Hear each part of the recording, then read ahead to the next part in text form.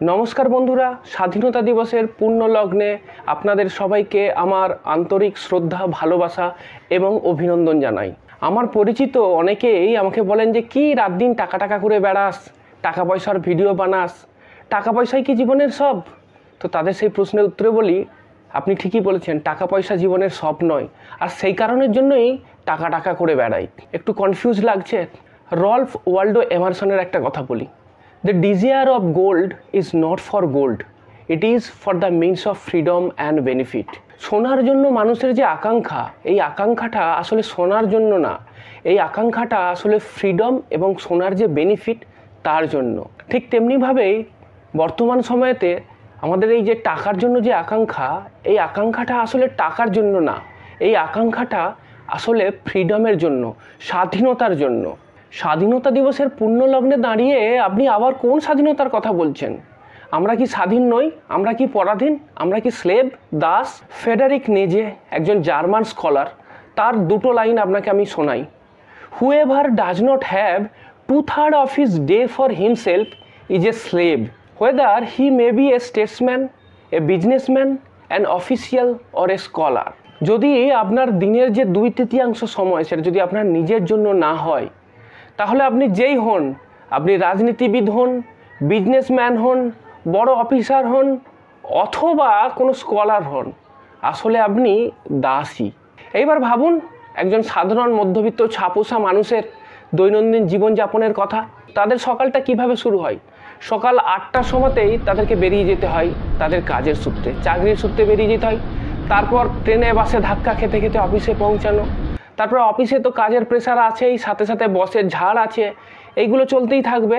তারপর যখন দিন শেষ হয়ে রাত্রি নেমে যাবে তখন অফিস থেকে বেরোবেন। অফিসে ঢোকার তো নির্দিষ্ট টাইম আছে, কিন্তু বেরোনোর কোনো নির্দিষ্ট টাইম নেই, সেটা নির্ভর করবে আপনার বসের ইচ্ছা এবং মর্জির উপরেতে। এবার ভেবে দেখুন যে একটা দিনের কতটা সময় আপনি নিজের জন্য পাচ্ছেন। সকাল 8টা থেকে রাত 8টা 9টা পর্যন্ত 13 ঘন্টা সময় তো এখানেই পেরিয়ে গেল। তো 2/3 সময় তো ছেড়ে দিন, 2 ঘন্টা সময় কি আমাদের নিজের জন্য থাকে?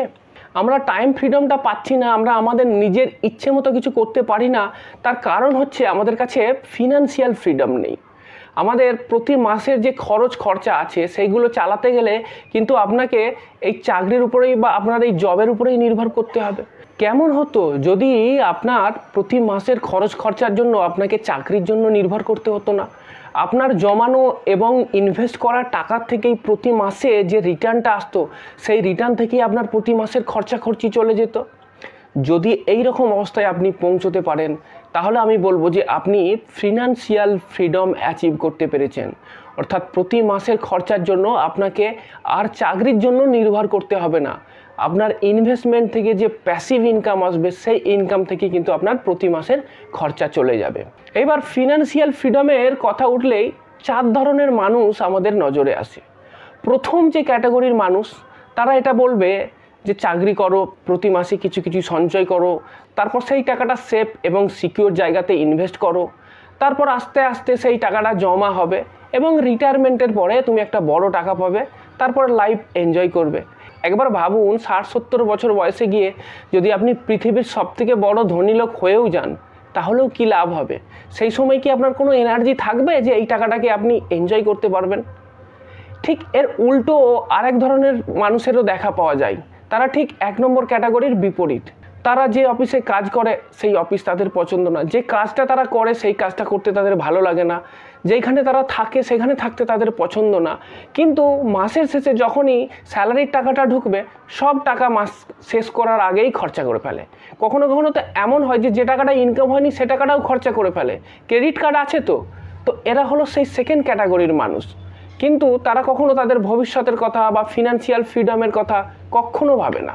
আপনি নিশ্চয়ই এই ক্যাটাগরির মধ্যে পড়েন না, কারণ আপনি এই ভিডিওটা দেখছেন, তার মানে এটাই যে আপনি ফিনান্সিয়াল ফ্রিডমের ব্যাপারে ইন্টারেস্টেড। এরপরে আসে 3 নম্বর ক্যাটাগরির মানুষ। তারা মনে করেন money can not by happiness, তাদের কথা বাদ দিন। এরপরে আসি 4 নম্বর ক্যাটাগরির মানুষের কথা। তারা রিটায়ারমেন্ট চান না, তারা চান আর্লি রিটায়ারমেন্ট, তারা চান freedom, time freedom, financial freedom. তাদের জীবনের মন্ত্র হলো fire, be financially independent and retire early. এবার ফিনান্সিয়াল ফ্রিডমের কথা উঠলেই সবার প্রথমে এবং সবথেকে বড় যে প্রশ্নটা আসে যে আমাদের রিটায়ারমেন্টের জন্য কত টাকা সঞ্চয় করতে হবে। অনেকেই কিন্তু এই প্রশ্নের সঠিক উত্তরটা জানেন না। অনেকে ভাবেন 1 কোটি টাকা লাগবে, কেউ ভাবেন না না 1 কোটিতে হবে না, 2 কোটি তো লাগবেই। কিছু কিছু মানুষ মনে করেন যে 20 বছর পরে রিটায়ারমেন্ট, ইনফ্লেশন আছে, 5 কোটির কমে হবেই না। আবার অনেকে এটা মনে হয় যে 5 কোটি যদি কম হয়ে যায় 10 কোটি ধরে রাখুন। ফিনান্সিয়াল ফ্রিডমের জন্য আমাদের কত টাকা লাগবে সেটাই যদি আমাদের জানা না থাকে, আমাদের গোলটাই যদি না আমরা ঠিক করে নির্ধারণ করতে পারি, তাহলে সেই গোলটা আমরা অ্যাচিভ করব কি করে। আমার এই ভিডিওতে আজকে আমরা ডিসকাস করব যে ফিনান্সিয়াল ফ্রিডম অ্যাচিভ করতে গেলে আপনাকে কত টাকা জমা করতে হবে এবং যে টাকাটা আপনার জমা করতে হবে সেই টাকাটা জমা করার জন্য বর্তমান সময়তে আপনাকে কত টাকা প্রতি মাসে ইনভেস্ট করতে হবে। চলুন একটা ক্যালকুলেশন করে আপনাকে পুরো হিসেবটা দেখিয়ে দিই। তো মনে করুন মিস্টার অমিত, তার বর্তমান বয়স 30 বছর, তিনি চান 50 বছরে আর্লি রিটায়ারমেন্ট নিয়ে নিতে। এবার 50 বছরটা খুব বেশি বয়স না, বিদেশের লোকেরা বলে লাইফ স্টার্টস অ্যাট 50। মিস্টার অমিতের প্রতি মাসে খরচা হচ্ছে 25,000 টাকা এবং ইন্ডিয়াতে ইনফ্লেশনের রেট হলো 6%-এর কাছাকাছি। তো আমরা প্রথমে ক্যালকুলেট করব যে 20 বছর পরে অর্থাৎ 50 বছর বয়সেতে যখন মিস্টার অমিত রিটায়ারমেন্ট নেবেন সেই সময় তার প্রতি মাসে কত টাকা লাগবে। এইবার যদি আমি 6% ইনফ্লেশন ক্যালকুলেট করি তাহলে এই 25,000 টাকার ভ্যালু 20 বছর পরে প্রতি মাসে দাঁড়াচ্ছে 25,000 into 1 plus inflation rate, that mean 6% to the power 20। তো তার ভ্যালুটা আসছে 80,178। এই ক্যালকুলেশনটা ইজিলি আপনি এক্সেলে করে নিতে পারবেন। যদি কোনো প্রবলেম হয় আমাকে কমেন্ট করে জানাবেন, আপনাকে আমি লাইভ দেখিয়ে দেবো কীভাবে এই ক্যালকুলেশনটা হলো। এইবার আমরা হিসেব করব তার রিটায়ারমেন্ট কর্পাসটা। তো রিটায়ারমেন্ট কর্পাসটা হিসেব করার সময় আমাদের কোন কোন ফ্যাক্টরগুলো কনসিডার করতে হবে। প্রথম, যে রিটায়ারমেন্টের সময়তে তার প্রতি মাসের যে রিটায়ারমেন্ট সেটা হলো 80,178 টাকা। দ্বিতীয় যে অ্যাজাম্পশনটা আমরা ধরে নেব যে মানুষের অ্যাভারেজ যেটা লাইফ স্প্যান সেটা হলো 80 বছর, তার মানে 50 বছরের পরে আরও 30 বছরের জন্য তাকে সংস্থান করে যেতে হবে। তারপরে যেটা ধরবো সেটা হলো যে টাকাটা তিনি রিটায়ারমেন্টের সময় জমা করলেন সেই টাকাটা তিনি তো ফেলে রেখে দেবেন না ব্যাংকে, সেই টাকাটা তো তিনি ইনভেস্ট করছেন এবং মনে করি যে সেই টাকা থেকে তার 12% রিটার্ন অফ ইনভেস্টমেন্ট হচ্ছে, অর্থাৎ তার ইনভেস্টমেন্ট থেকে 12% রিটার্ন আসছে। এবার যখন তিনি 50 বছর বয়সেতে গিয়ে রিটায়ার করছেন তারপরে তো আর ইনফ্লেশনটা থেমে থাকবে না। তো ওই 80,171 টাকা যেটা ওই 50 বছর বয়সে প্রথম মাসের যে খরচা ছিল সেই খরচাটাও কিন্তু আস্তে আস্তে বাড়বে, কারণ তারপরেও তো ইনফ্লেশনটা থাকছে। তাহলে আমি যেটা ক্যালকুলেশন করব সেটা হলো যে তার ইনফ্লেশন অ্যাডজাস্টেড রিটার্ন, অর্থাৎ তিনি যে টাকাটা ইনভেস্ট করছেন সেই টাকা থেকে তিনি 12% রিটার্ন পেলেন। আবার সেই সময়তে ইন্ডিয়ার ইনফ্লেশন হলো 6%, তাহলে ইনফ্লেশন অ্যাডজাস্টমেন্ট রিটার্ন কত এলো? 12 - 6 6%, ভুল হলো। ইনফ্লেশন অ্যাডজাস্টেড রিটার্নের যে ফর্মুলা সেটা হলো 1 plus rate of return percentage divide by 1 plus inflation percentage minus 1। সেটাকে যদি আমি পার্সেন্টেজে ক্যালকুলেট করি সেটা দাঁড়াচ্ছে 5.66%। এই ক্যালকুলেশনটা যদি আপনাদের বুঝতে অসুবিধে হয় বা কীভাবে ইনফ্লেশন অ্যাডজাস্টেড রিটার্নের ক্যালকুলেশনের ফর্মুলাটা এলো সেটা যদি জানতে চান কমেন্ট করে আমাকে জানাবেন, আমি এই ক্যালকুলেশনটাও আপনাদেরকে শো করে দেবো যে কীভাবে এই ফর্মুলাটা ডিরাইভ হলো। এইবার আমরা ক্যালকুলেট করব রিটায়ারমেন্ট কর্পাসটা এবং এই ক্যালকুলেশনের জন্য কিন্তু আপনাদেরকে এক্সেল ইউজ করতে হবে।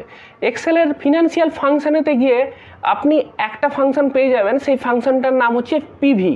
তো যখনই আপনি পিভির ফর্মুলা পুট করবেন তখন আপনার স্ক্রিনে এই রকম যেটা আমি দেখাচ্ছি এরকম একটা ফর্ম আসবে। তো এই ফর্মেতে আপনাকে প্রথম ভরতে হবে রেট কোনটা না ইনফ্লেশন অ্যাডজাস্টেড রেট। তো আমি অলরেডি ক্যালকুলেশন করে নিয়েছি, আমার ইনফ্লেশন অ্যাডজাস্টেড রেট হচ্ছে 5.66% পার অ্যানাম। আমাকে ক্যালকুলেশন করতে হবে প্রতি মাসে, তাহলে কি হলো 5.66% ডিভাইড বাই 12। তো রেটের যে ওই বক্সটা আছে ওই বক্সের ভিতরে আপনি এইটা লিখে দেবেন। এরপর যে বক্সটা আছে সেটা হলো এনপিআর, অর্থাৎ কত সময়ের জন্য আপনার এই রিটার্নটা লাগবে। আমি ক্যালকুলেট করেই রেখেছি যে 30 বছর লাগবে রিটায়ারমেন্টের পরে। মাসের হিসেব করলে কত আসছে 30 × 12 360 মাস, এখানে আমি 360 লিখলাম। তারপরে যেটা দিতে হবে পিএমটি, অর্থাৎ প্রতি মাসে আপনার কত টাকা লাগবে। আমি ক্যালকুলেট করেই রেখেছি রিটায়ারমেন্টের পর আমার প্রতি মাসে লাগবে 80,178 টাকা। তো তো 80,178 টাকা এখানে লিখলাম। এরপর দেখবেন টাইপ বলে একটা অপশান আছে। এই টাইপ অপশানেতে দুটো জিনিস দেওয়া যেতে পারে, একটা হচ্ছে 1 অথবা 0। তো 1 কখন লিখব? যখন আমার যে ইনভেস্টমেন্ট কর্পাস আছে, এই ইনভেস্টমেন্ট কর্পাসের বছরের শুরুতেই আমার কিন্তু লাগবে টাকা। এমন নাকি বছর শেষ হওয়ার পরে টাকা লাগবে, তো আমাকে শুরুতেই তো টাকা লাগবে, তো সেক্ষেত্রে আমাকে 1 ইউজ করতে হবে। আর যদি এরকম হয় যে আমি ইনভেস্ট করার পরে বছরের শেষে, অর্থাৎ 1 বছর আমি ইন্টারেস্ট পাবো, তারপর থেকে আমার টাকা লাগবে, তখন আমি 0 লিখবো। আমার ক্ষেত্রে তো তা না, আমার তো 50 বছর হয়ে গেলেই 50 বছরের পরে প্রথম মাস থেকে আমার টাকা লাগবে, তো সেক্ষেত্রে আমি টাইপ 1টা লিখবো। তো এখানে আমি 1 লিখলাম। তারপরে যখন আমি ক্যালকুলেট অপশান যাব, তখন আপনি দেখতে পাবেন ক্যালকুলেট হয়ে ফর্মুলার রেজাল্ট এসেছে। ফর্মুলার রেজাল্টটা তো মাইনাসে দেখাবে, আপনি মাইনাসটাকে কনসিডার করবেন না, আপনি শুধু ভ্যালুটার কথা ভাববেন। তো ভ্যালু যেটা ক্যালকুলেট হয়ে এলো সেটা হলো 1,39,40,235.5। তো যেটাকে আমি রাউন্ড ফিগারে করে নিতে পারি যে 1,39,40,236 টাকা। তো এই বিরাট অ্যামাউন্টের কথা ভেবে অনেকেই এখানেই হাল ছেড়ে দেবেন এবং ভিডিওটাকে বন্ধ করে দেবেন, ফিনান্সিয়াল ফ্রিডম রাখুন মশাই। কিন্তু না, আপনি যদি দেখেন এই যে বড় টাকাটা, এই বড় টাকাটা কি কিন্তু খুব সহজেই অ্যাচিভ করা সম্ভব। কিভাবে সম্ভব? এবার আমরা সেই ক্যালকুলেশনেতেই আসবো। তাহলে আমরা দেখে নিলাম যে আমার রিটায়ারমেন্টের জন্য যে টাকা লাগবে সেটা আমার ফিক্সড হয়ে গেছে। এবার আমার হাতে কিন্তু সময় আছে। অমিতের বয়স তো 30 বছর, আর সে রিটায়ার করবে 50 বছর বয়সে। 20 বছর সময় এখনও আছে। তো এই যে 20টা বছর, এই 20টা বছর কিন্তু আপনাকে সঠিকভাবে লাগাতে হবে। আমার এই ভিডিওটা বানানোর উদ্দেশ্য কিন্তু এটাই যে এই যে সময়টা আপনার হাতে আছে, এই সময়টাকে আপনাকে নষ্ট করলে হবে না। এই সময়তে ভুলভাল জায়গায় ইনভেস্ট করে টাইমটাকে যদি নষ্ট করে ফেলেন, তাহলে কিন্তু আপনি আপনার অভিষ্ট লক্ষ্যে পৌঁছতে পারবেন না। এইবার আমাকে দেখতে হবে যে আমি যে টাকাটা ইনভেস্ট করছি, সেই ইনভেস্টমেন্টের টাকা থেকে আমি কত % রিটার্ন পাবো। আমি ধরে নিলাম এখান থেকে 14% আপনি রিটার্ন পাবেন। এবার 14% রিটার্ন শুনেই অনেকে প্রশ্ন করবেন যে এত রিটার্ন কোত্থেকে আসবে। এই রিটার্ন আসে এবং রিটার্ন পাওয়াও সম্ভব। আপনি যদি নিফটি 50-র কথাই দেখেন, গত 20 বছরেতে 14.5-এর উপরে রিটার্ন দিয়েছে। তো সুতরাং এই রিটার্ন পাওয়া সম্ভব, ইন্ডেক্স ফান্ড থেকেই এই রিটার্ন পাওয়া সম্ভব। তো আমি ধরে নিলাম 14% আপনি রিটার্ন পাচ্ছেন আপনার ইনভেস্টমেন্ট থেকে। তাহলে আপনাকে প্রতি মাসে কত ইনভেস্ট করতে হবে? আবার আমি এক্সেলে যাব, আবার এক্সেলের ওই ফিনান্সিয়াল মডিউলেতেই যাব।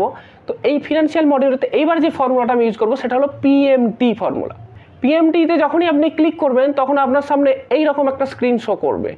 এইখানেতে আপনাকে আগের মতোই সব প্যারামিটার্সগুলোকে ভরতে হবে। রেট, অর্থাৎ রেট অফ রিটার্ন কত হবে, আমি তো আশা করছি যে 14% পাবো, তাহলে 14% ডিভাইড বাই 12, সেটা আমি ওখানে লিখে দিলাম রেটেতে। এরপরে হচ্ছে যে টাইম, এনপিআর, আমার কাছে কতটা টাইম আছে, 30 বছর থেকে 50 বছর, 20 বছর টাইম আছে। 20 বছর ধরে আমি ইনভেস্ট করতে পারবো।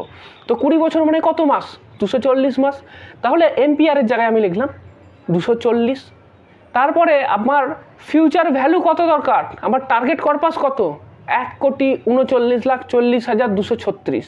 এটা যখন লিখবেন তখন কিন্তু কোনো কমা দেবেন না, তাহলে কিন্তু ভুল হবে। তারপরে টাইপের জায়গাতেও আমি 1 লিখব। তাহলে আমার ক্যালকুলেশনের যে রেজাল্ট আসছে, দেখুন ফর্মুলার রেজাল্ট কত আসছে, 10,590। অনেকে দেখে এটা বিশ্বাসই করতে চাইবেন না। মাত্র 10,590 টাকা প্রতি মাসে জমা করলেই আমি ফিনান্সিয়ালি ফ্রি হতে পারবো। হ্যাঁ, এটা সম্ভব যদি আপনি প্রতি মাসে 10,590 টাকা জমা করতে পারেন এবং সেই জমা টাকা থেকে যদি আপনার 14% রিটার্ন আসে, 50 বছর বয়সেতে আপনার রিটায়ারমেন্টের ভ্যালু দাঁড়াবে 1,40,00,000 টাকা। সেই 1,40,00,000 টাকা থেকে আগামী আরও 30 বছর, 80 বছর পর্যন্ত কিন্তু আপনি ওই একইভাবে খরচা করে যেতে পারবেন। এই যে ফিনান্সিয়াল ফ্রিডমের যে ফর্মুলার কথা আমি বললাম, এখানে 2-3টে ক্যাচ আছে। প্রথম ক্যাচ যে আপনার লাইফস্টাইল ইনফ্লেশন কিন্তু এখানে চলবে না। অর্থাৎ 25,000 টাকা বর্তমানে আমি খরচা করছি এবং সেই 25,000 টাকা দিয়ে যে লাইফস্টাইলটা মেনটেন করছি, পরেতেও কিন্তু সেই একই লাইফস্টাইল মেনটেন করে যেতে হবে আপনাকে। আপনি যদি লাইফস্টাইল ইনফ্লেশন করে দেন, তাহলে কিন্তু টাকা আপনার আগেই শেষ হয়ে যাবে। 2 নম্বর, এখানে কিন্তু কোনো এমার্জেন্সি ফান্ডের সংস্থান নেই। অর্থাৎ এমার্জেন্সি ফান্ডের জন্য মানুষের কিছু টাকা রাখতে হবে, তো লামসাম কিছু টাকা লাগে, তো সেইটার জন্য কিন্তু আপনাকে আলাদা করে সংস্থান করতে হবে। আর 3 নম্বর, আমাদের জীবনেতে শুধুমাত্র চাকরি আর রিটায়ারমেন্ট এটাই তো শেষ কথা না, মাঝখানে তো অনেক বড় বড় খরচা আসে। আপনার চাইল্ডের এডুকেশনের জন্য আপনার একটা লামসাম খরচা হবে, তাদের বিয়ের সময় একটা বড় ধরনের খরচা হবে, তাছাড়া লাইফে কোথাও ঘুরতে বেড়াতে যেতে চান সেই সময় লামসাম খরচা হবে। তো সেইগুলোর জন্য যে খরচা, সেই খরচার জন্য কিন্তু আপনাকে সেপারেট ইনভেস্ট করে রাখতে হবে। কেমন লাগলো ফিনান্সিয়াল ফ্রিডম নিয়ে আমার এই ভিডিও? অবশ্যই কমেন্ট করে জানাবেন। ভিডিও আপনাদের ভালো লাগলে অবশ্যই লাইক করবেন, শেয়ার করবেন, আর সাথে সাথে আমার চ্যানেলটাকেও সাবস্ক্রাইব করবেন। কারণ সপ্তাহে 3টে পার্সোনাল ফাইন্যান্সের ভিডিও আমি অবশ্যই আপলোড করি, প্রেফারেবলি মঙ্গলবার, বৃহস্পতিবার, শনিবার সন্ধে 7টা থেকে 7:30টার মধ্যে।